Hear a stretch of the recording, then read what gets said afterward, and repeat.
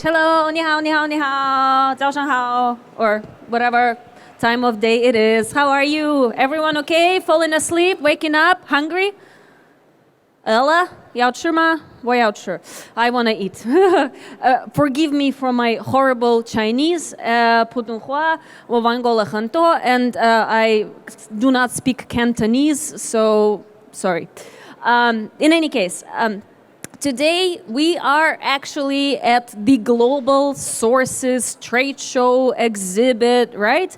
And we come here for many, many different reasons, but I think the biggest reason why we come here is, why are you here?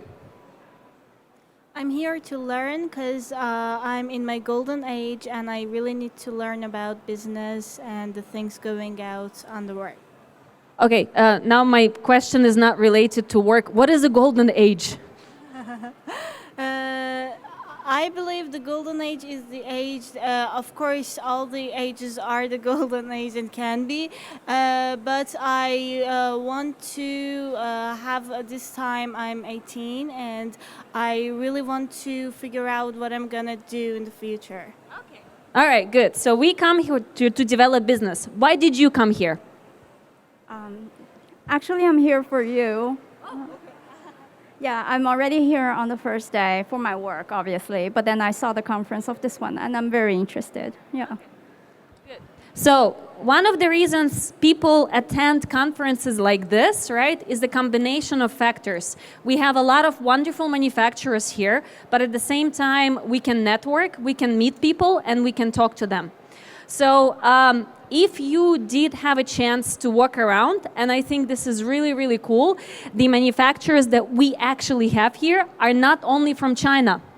You can also see manufacturers from South Korea, from Vietnam, and a few other countries, which is awesome. And this is exactly what I want to talk about a little bit today. We know our world is a little bit, to say the least, unstable right now, right? For example, I come from Russia. And obviously my country has attacked another country, so there is a war. We know if we watch the news that there is a problem between Israel and Gaza. We know for many years right now there is a problem between China and the United States of America, right? Do any of you know what a Trump tax is? Trump tax. Yes? Yes? All right. Not you. So, what is a Trump tax? Tell us.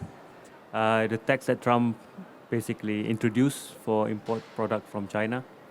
How much is it? 20-something%. Correct. So, on certain products that are coming from China, the companies that are purchasing those products, you need to pay an additional 25% import tax. 25%. This is not 2.5. This is not 5, it's 25%. This is an insane amount. So I think it would be good to tell you why am I qualified to speak about this. I've actually been working in product sourcing for about 18 years. I'm older than I look. I'm probably in my golden age. But I've spent many, many years in Asia. I come from Heilunjian, Heihe. So I'm Russian, so I come from the border with China. So China, Asia is my second home. A few years ago, I started a sourcing company, but we don't only focus on doing product sourcing from China. We are focusing on doing product sourcing from across the globe, because this is what is required in the global developing economy right now. I'm also an Amazon and e-commerce seller, and our brands also sell in retail in Germany and in the DACH region, right? So I know the problems that both the sellers face and the problems that manufacturers face. So my job is to protect and enhance both, not just to protect the people who want to buy from manufacturers, but to educate people who want to buy from manufacturers to treat the manufacturers better. So this is just to give you a reference. Amazon private label brands is one of our customers. We do sourcing for their own brands. Here is a wonderful example of globalization, what is happening in the world, and basically, what are other options out there. Does anyone know what this is? What is this used for, right? Do you have a child? Yeah, okay, so you know. So if you are one of those parents who wants to spend time with your children, this is a device that you can use. So if you're in the kitchen and you're cooking dinner, lunch, breakfast, you can put your child on this kind of a step stool and the child will be next to you, right? So it's a very simple product. It is very popular. It can be bought on many different markets across the globe. Initially, our customer was buying this product and manufacturing it in China. The landed cost, right? Do we know what the landed cost is? Yes, no? I'll just explain. Landed cost is you buy the product, right? So you have the purchasing price, you have quality control, you have shipping, you have import tax, you have VAT or GST. So the final altogether cost is your landed cost. So USD 37 is how much the customer paid landed when the products arrived in the US, right? Not bad. And he sells it for about $150, right? So this is not a bad margin. But at some point, he came to us and he said, guys, I have a problem. The lead time, the manufacturing time is way too long. Currently, the factory takes 40 days to produce the product. 40 days, right? And then you still need to ship it from China to the United States, which door to door can take in the off season maybe 40 days, right?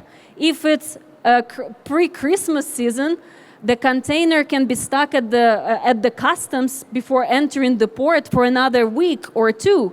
So this is very, very long.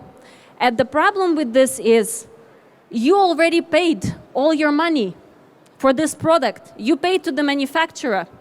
And you still have another maybe 2 months before you can start selling this product and getting the money back. Our customer was very, very sick of it, and he wanted a faster turnaround, right? But at the same time, he wanted to make sure that all the things are considered. We started looking at the countries where other wooden products are produced, right? Wooden products can be produced in Turkey, in Poland, Mexico, Bulgaria. You can also produce them in Russia, but now cannot buy from Russia. You can produce Ukraine, Belarus, but also not a very good option. Canada, many, many countries. But those were the top countries because we know that the manufacturing possibilities are very, very good in those countries. So we got prices. These are very good prices from many different countries, right? Turkey, $41, Poland, $43, etc., etc., etc. So at the end of the day, in which country do you think the customer decided to buy the products? They left China and they decided to go to another country. What's your lucky guess? Maybe Bulgaria because it's the cheapest. No. I think United States. It's not on the list. Okay. Maybe Turkey. No. The customer actually ended up going to pretty much the most expensive option, to Mexico. Right? Why? Because very fast, exactly. The products can be produced in 2 to 3 weeks and delivery from Mexico, 5 to 7 days. The first order, the price was USD 47. But later on, because the customer had a higher volume, more finances, the prices went down to USD 42 because he started ordering more and more products, right?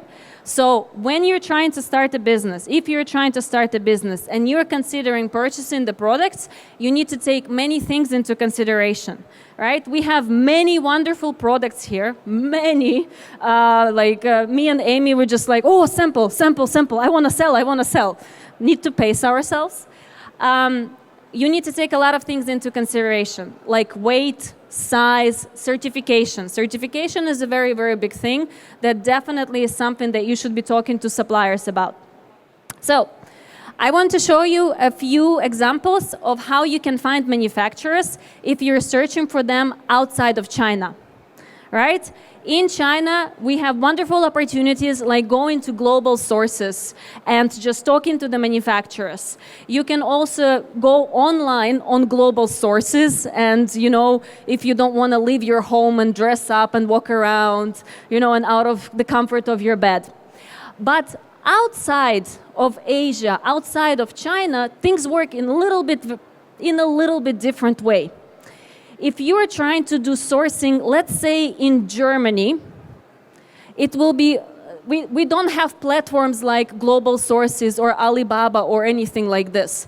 There are some platforms, but they're very, very not developed, right? They have very, very few suppliers, and most of the suppliers there are actually Chinese suppliers, right? Because those guys, they want to make money. I'm hungry. I want to buy the latest Gucci or Versace belt and purse and hat and all of those things. So these are very, very good ways of finding manufacturers outside of China. Do you guys know what sourcing trips are? Sourcing trip is when a group of people comes together and they go to a different country, and you attend local trade shows, and you also go and see local manufacturers. So this is a very intense but extremely, extremely useful way of finding manufacturers. It is costly. Maybe it will be $3,000 or $4,000 or $5,000 or $6,000 for like a 10-day or a 2-week trip, but it's a very good thing to do. Use of social media. How many of you use social media? Raise your hand. I don't believe that you don't use social media. All of us here, we use social media 100%. Doesn't matter where you live, you can't lie to me. So, all of us here, all of the manufacturers here, right? When you go to them, you start talking to them. You discuss MOQ, price, where is the factory located, many, many things. At the end, they ask you to do what? Take a picture. What happens with this picture? It goes online on social media. And all of these people, all the manufacturers, they leave hashtags. Manufacturing, clickers, manufacturing screens, lights, baby monitors, etc., etc. So you can use on social media, Facebook, Instagram, TikTok, Weixin, anything, right? Weibo, and all of those places, you can use and think about the potential hashtags that you can use and search, right? We also have things like LinkedIn, right, which is a professional business network, and it's specifically for business. So you can use the hashtags there, because all of us, service providers, manufacturers, we will always post about the events where we were at. So this is a very, very good way to find manufacturers. Local connections, of course. So if you're talking to a factory here, right? For example, I'm interested in selling particular solar panels, right? But solar panels is one thing. You need the second thing, which is storing the energy, right? So this is the biggest problem we have in the world. We don't have good enough batteries to store energy. So I'm talking to many, many producers here, and they only do the storage, right? They only do the storage. So what do? Do I walk away? No. I ask them, do you know good manufacturers who produce solar panels as well? What are they going to say? Yeah, of course. They will take you by the hand and they will lead you to this manufacturer who is standing right next to them. Why? Because connections, Guangxi, we're in Asia, this matters a lot. So never be afraid to ask a question. If this manufacturer is not for you, it doesn't mean that they can't be helpful. Also, actually, even though we don't have platforms like Global Sources and Alibaba, not outside of Asia, but we don't have them specifically for other countries. There are some platforms out there. If you go on Baidu, maybe not, but if you go on Google and you will try to see, ChatGPT is actually a very good option for this. So the prompt would be something like, please show me which platforms are like Alibaba or global sources, but in Europe or in the United States. There are actually more than 50 different platforms out there that can be used. Though you can go on global sources as well. They do have a certain amount of manufacturers from abroad. But it's very hard to onboard them because most of those guys, they don't even know how to use the internet, right? I live in Germany. My husband is German, so I can say bad things about, not bad, but I can complain about Germans. Let's take an example of European manufacturers. Most of the owners of the companies in Europe, manufacturers, will be 55-plus-year-old white men. He has 2 BMWs, latest model, Mercedes for the wife, another for the cat. He has 2 houses in Germany, 1 in Spain, 1 in Florida. He's happy. He goes on vacation 5 times a year. He comes to the factory to make sure that people are still there. That's it. This person does not look for innovation. He has enough money. He has enough clients, right? If you talk to any factory out here, they're gonna chase you. I want the business, we want to make more money, we want to develop, we want our factory bigger, innovation, everything, Those guys are not like this. So those guys, the last time they updated their website was about in 1995, right? Maybe some of us weren't born yet, right? Maybe not. Then you have another level. When this 55-year-old plus man says, I'm tired of this, I go to work 100 days per year, right? I'm so tired. I need to retire, right? Okay, so this is when they pass the business to their children of the golden age, like 35 years old, 30 years old. We're the type of people who are not necessarily chasing money, but we're chasing satisfaction. We want to create something on our own, right? Because they have the daddy, and the daddy, he bought me the last BMW, and I have the Rolex for 10,000, right? They're happy, but they also want to prove themselves to the parents. And those are the manufacturers you want to work with, and those are the manufacturers that are popping up in Europe all over the place, and in US as well. They do very good private label products. They have low MOQs. They welcome innovation. And, they welcome you in general because they also want to make a little bit of money. But the main point, right, you need to play on their pride. I want to prove to my father that I can do this on my own. So, again, 50-plus platforms. ChatGPT is a good way to use it to find those platforms. This is something that applies to sourcing manufacturers, right? So again, we have a few days here walking around. We have a few manufacturers who are doing the same thing. So this is something that you need to consider. That's like kind of your go-to guide. I talk to a lot of people, and when I ask them, so how many, you want to launch a product, right? You want to launch a product. How many manufacturers did you talk to? 2. I'm like, no. All right, you're shaking your head no. How many, if you want to sell a product, how many manufacturers would you talk to? At least 3 factories. Okay. 30 to 60 potential manufacturers is what we do and what we suggest. 30 would be the number when you're trying to source products from China. 40 to 60 would be if you're trying to source the products from outside of China. For China, very easy. Out of 30 manufacturers you will talk to, or contact online, 30 will respond, and 29 will give you prices. And you will have a very, very good spread of the marketplace prices, of the MOQs, payment terms, delivery times, right? You can't get that from 2 or 3 or 5. If you're very, very lazy, at least do 15, right? 15 would be a very good number. Outside of China, story very, very different. Even if you go to Vietnam or you go to India, Malaysia, right? So countries that are not so far from here. If you contact 60 manufacturers, right? You contact 60, 30 will respond after you keep calling, email, WeChat, WhatsApp, QQ, whatever else.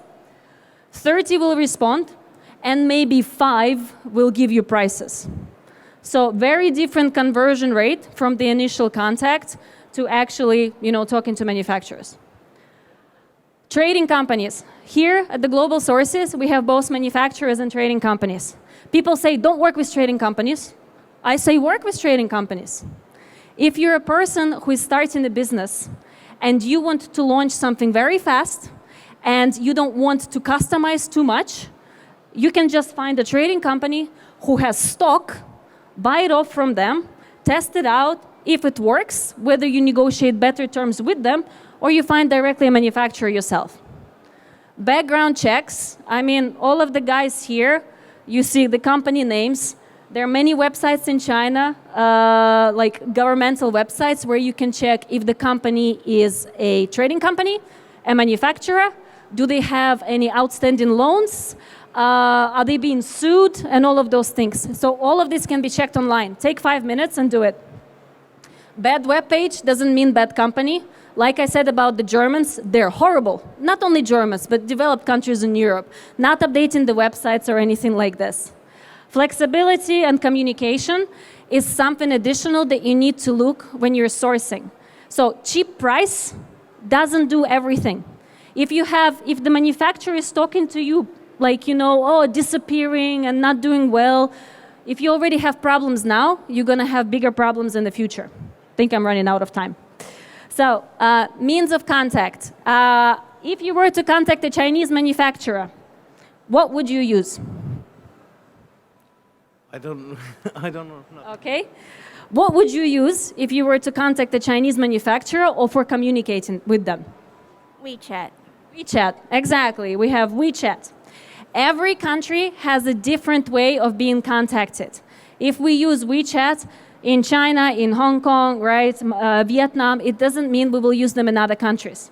For example, the best way that we found to contact American manufacturers is actually through a contact form on the website, right? Not an email, they don't check emails.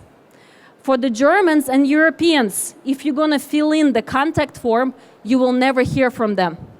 You need to send an email to them, and then you need to call them 5 times to 5 different people, and then maybe you will get lucky, right? So consider this. All of us know that culture is a very, very, very important thing. I lived in China for 9 years. Again, and I lived in many different countries, and all the cultures are different. This is, and you need to consider this, whether you're working with manufacturers who are located here or you find them later on. This is my friend Howard. Howard, I am actually a godmother to his son. He lives in Beijing. Many years ago, when his son was born, we come to his house and he says, "Yulia, you look fat." I said, "Thank you very much," right? As many foreigners would like, "What is wrong with you? Why are you saying such a horrible thing to me?" But I know the Chinese culture, and he didn't mean it in an offensive way. He is just direct. I'm also used to be calling dear, lady, darling, and all of those things, which is not something natural that I would hear out there. And some time ago, this is a screenshot from LinkedIn, right? It's a professional post on LinkedIn. It's a business post.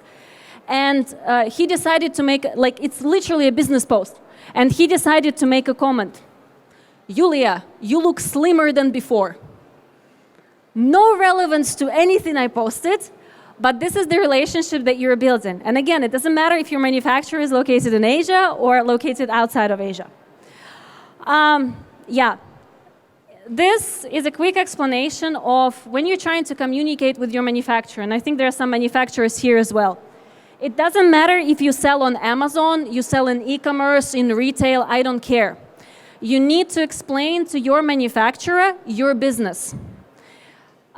We have two brands. First brand is made in China and in India. Second brand is all made in Germany. When we came to our manufacturer and we said, we want to sell, this is how much we're planning on buying every year, this is how much we're going to be selling it for, he's like, oh my God, you're going to be millionaires. I'm like, wait. We gave him a spreadsheet and we showed, here is the purchasing price, here is the shipping, here is the PPC, CPC, and here is what we have left at the end. And he went like, oh, okay. Maybe I can give you a discount, right? So you need to explain to your manufacturer your goals, what are you doing, how are you going to be doing things. Because the more they understand, the more in sync you're actually going to be, and they will be willing to help you. You need to build any manufacturer you're talking here. The first thing that you guys need to do, I said, look, I've been in this business for 18 years, right?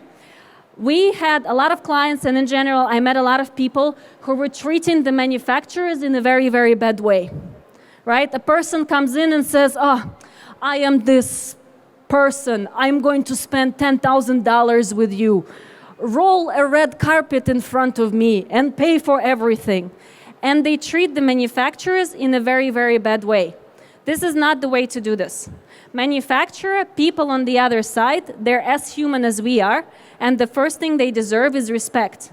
If you're treating a person on the other side with respect, they will do the same thing for you, and you're potentially more viable to have more viable deals. So please remember that.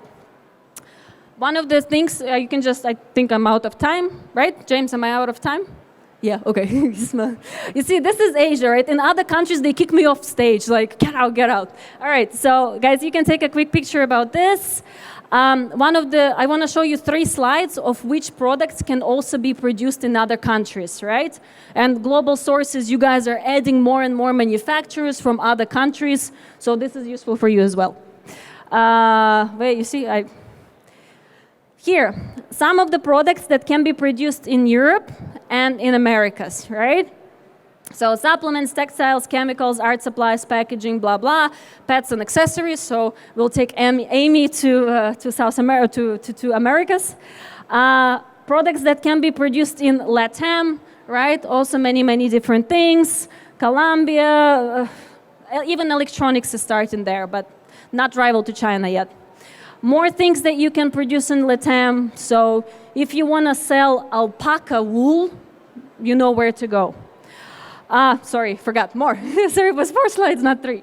So again, many different products can be produced across the world. I have to say that China is extremely efficient, effective in terms of manufacturing because the country set the course for this. Other countries are developing. Yeah, if you guys have any questions, suggestions, if you want to know something, you can always get in touch with us. And no, that's not my WeChat, but my WeChat is on the website. So if you have any quick questions, you can always ask, and we will be, happy to help. It's important that people are staying strong and in business and motivated, right? So let's not fall asleep. Let's wake up, have lunch, and have fun and enjoy the global sources. Thank you guys for organizing. Big hand. Yay! Thank you, Yulia, for your presentation. Please remain on stage. So let's move to the Q&A session, shall we? So if there are any questions from the audience, we will acknowledge you accordingly. So as I said, I'm really here for you because I'm at the sourcing team, and I always have problem with trying to persuade my boss to try to move some of the manufacturers to Vietnam, let's say, or Philippines. But there's a thing about up cost, and they all told us that there's probably a manufacturing cost of 20% at least. And we don't know if that's real for the first thing because we never tried before, but I want to know more insight from you. Like, we're doing like electronic products. Is it worth moving? Electronic products, currently my suggestion if you're doing anything electronic, the best thing that you can pursue is a hybrid supply chain. Meaning you still need to produce in China because you already have a manufacturer who has stable quality, etc., relationship and all of those. Most of the people that we're working with, when we're diversifying them, currently we're moving the electronics manufacturing to Vietnam, Indonesia, India, and a little bit to Malaysia as well. Prices can be on par with China, right? We understand that the microchips, they all come kind of from the same place. So we need to be aware of it. So it's just a lot of plastic parts and maybe some little motors that are produced in those countries and the final assembly takes place. But yes, it's worth looking into it. We transferred a lot of people or did a hybrid supply where 70% is still produced in China and 30% is produced in Vietnam or India or. And later on, they will balance it out 50-50 as the business grows. You need to diversify your risks, especially when it comes to electronics. And one of the biggest problems we had when Corona started, all the factories in China, they closed down, yeah? Closed down. European and other manufacturers in other countries, they were still working. This is why a lot of people started to venture outside of China. So electronics don't fully leave China yet, but definitely Vietnam, Indonesia, there will be global sources in Indonesia in December, I think. Yeah? Yeah. So that would be a good thing to walk around to see the manufacturers. Yeah. Any more questions from the audience? I believe the audience would like to have a face-to-face chat with you, Yulia.